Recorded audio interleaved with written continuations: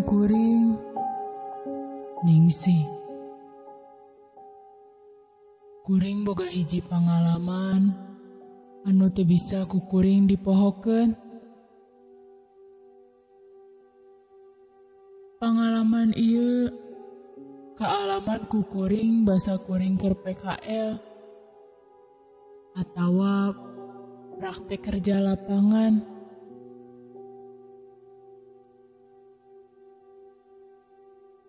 Kuring PKL teh di rumah sakit lantaran jurusan anu ku kuring dicokot teh nyaeta keperawatan.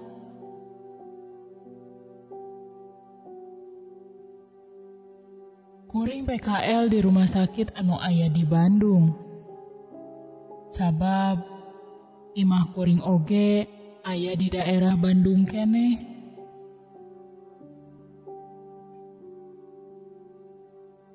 Singkat cerita, poe pertama kuring PKL teh lancar-lancar wae. Can aya keanehan. Kuring ditempatkeun di bagian ruang bersalin. Jeung sip pertama kuring teh nyaeta sip beurang. Kuring dibimbing ku senior kuring anu emang gawe di eta rumah sakit. Ngaranna teh Eni. Nepi ka poe kalima, kuring nguruskeun hiji pasien anu edek ngalahirkeun.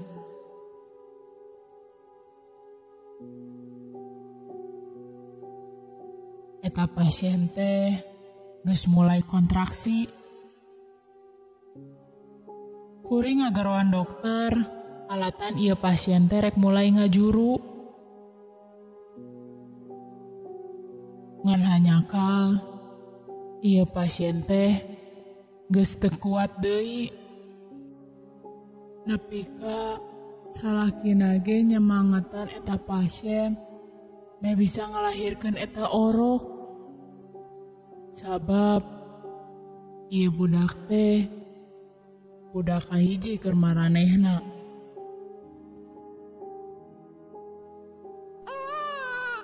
Akhirna kuring ngadenge suara orok anu keur ceuri. Ngan hanyakal eta pasien teh pingsan. Alatan manehna geus teu kuat tea. Kuring mawa eta orok ka ruang rawat bayi.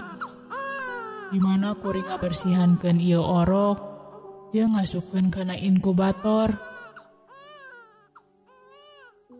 Kusabab eta pasien teh can sadar wae.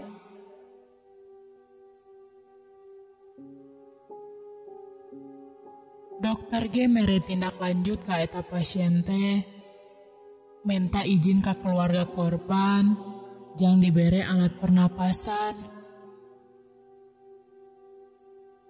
Akhirna keluarga pasien ge satuju jeung nanda tangan eta persyaratan teh.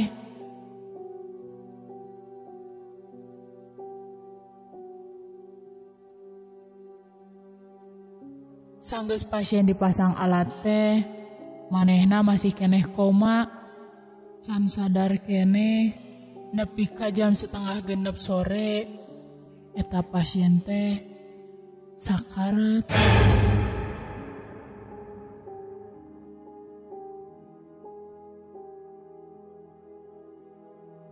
Singkat cerita, poe ka-10 kuring keur nulis laporan di ruang ICU.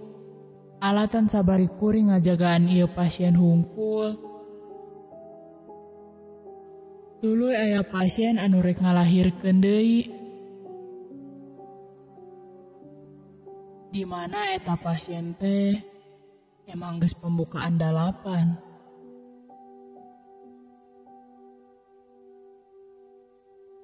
Kuring mawa eta pasien ka ruang bersalin. Kuring geus ngagaruan dokter.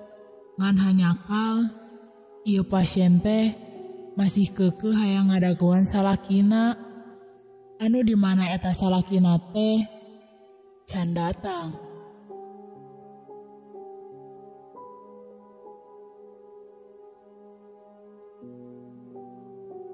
kabeh geus sariap, nepi dokter ge geus ngadagoan. Kuring ngadagoan salaki pasien, sabari nulis laporan.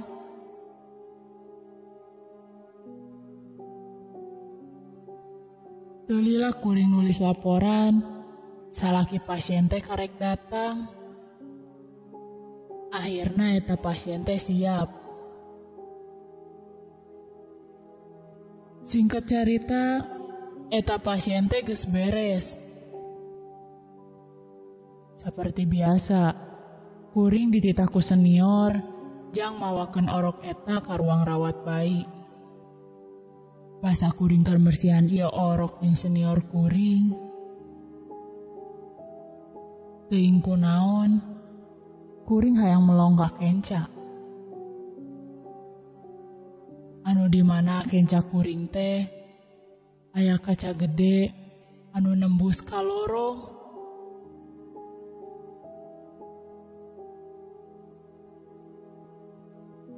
Basa kuring ngareret. Astagfirullah. Kuring reuwas. Sabab aya awewe anu make baju bodas. Buukna panjang nepi ka tuur. Jeung panonna bodas kabeh. Manehna keur ngajanteng hareupeun eta kaca. Manehna ngan saukur melongkeun kuring. Ngan kuring masih mikir positif. Kuring teu madulikeun eta awewe. Beres kuring bersihan eta orok, kuring nyimpen eta orok di inkubator. Eta orok mulai sare. Kuring lempang keluar eta ruangan. Basa kuring keluar, eta awewe teh geus eueuh. Kuring jeung senior kuring asup deui ka ruang rawat. Anu di mana kuring diuk sabari nulis di laporan.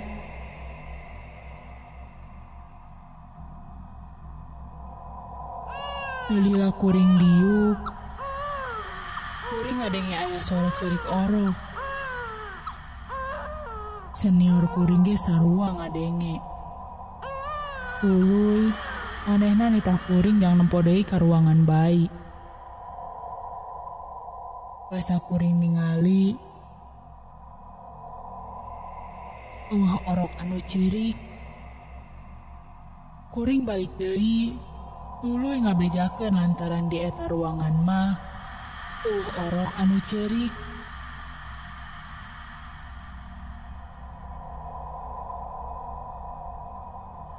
Tuluy kuring dititah deui jang mawa eta orok ka indungna. Alatan indungna teh geus sadar.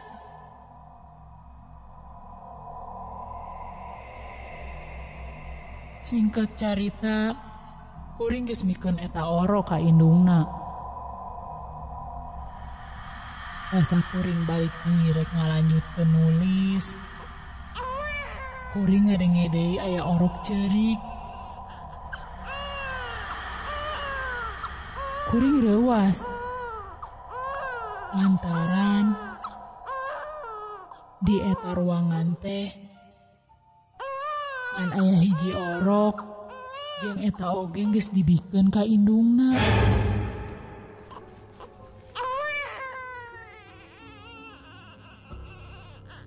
Sabab kuring penasaran, kuring ngecek ka eta ruangan. Basa kuring mukakeun panto, sorana geus ngaleungit, jeung eueuh sasaha di eta ruangan teh. Singkat carita, kuring keur diuk bade nulis deui. Waktu nunjukkeun maju ka magrib. Basa adzan magrib, kuring jeung senior kuring teh salat ngan gantian. Alatan ieu pasien teh eueuh anu ngajagaan.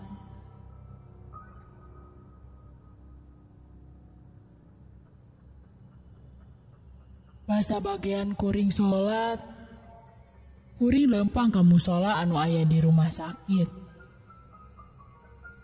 Basa kuring keur lempang, kuring ngareret ka palebah katuhu. Nanaon. Basa kuring ngareret ka kenca. Astagfirullah. Kuring reuwas. Sabab aya awewe anu tadi ku kuring katempo.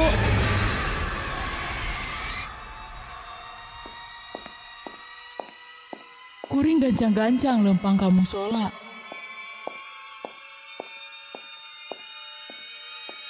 Basa ku kuring direret di ka tukang.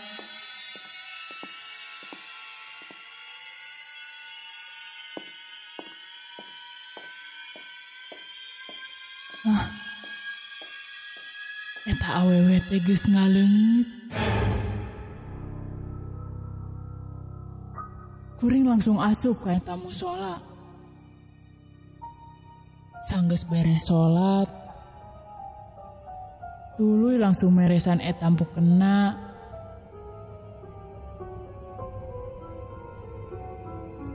Asa kuring rek balik deui. Astagfirullah. Eta awewe teh geus aya di hareupeun kuring.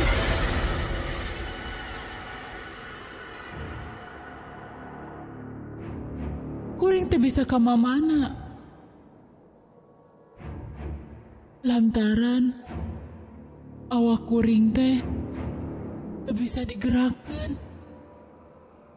Kuring nempo panona. Panona teh jadi berem siga anu ambek.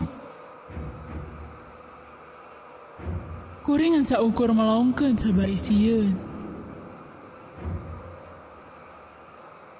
Dulu kuring mikir, kuring aya salah atawa henteu. Kuring ngawanikeun jang nanya ka eta awewe.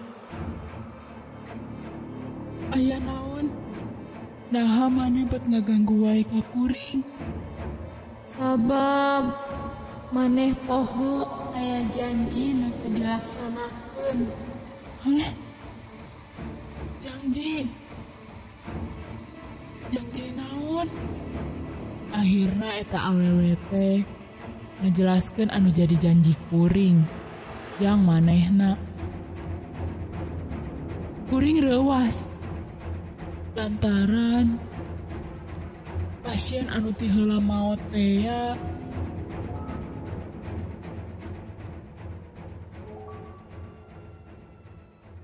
manehna ngomong ka kuring, lamun manehna teu salamet pangbejakeun ka salakina, jang ngajagaankeun eta budak nepi ka gedena. Kuring mulai ingat. Dulu kuring menta hampura, alatan kuring poho. Ngan kuring ge teu bisa kukumaha deui. Sabab eta keluarga pasien geus lila balik jeung kuring bingung. Reka saha ngahubungina. Lantaran kuring teu apal di mana eta keluargana.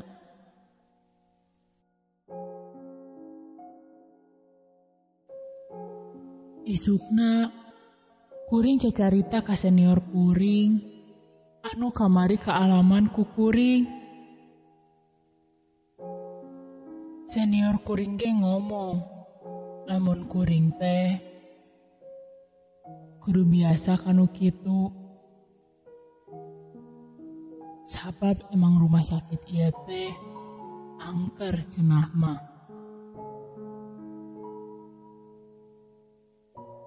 Jeung ngabejaan kuring Yen ulah poho karena janji kuring ka pasien anu rek maot.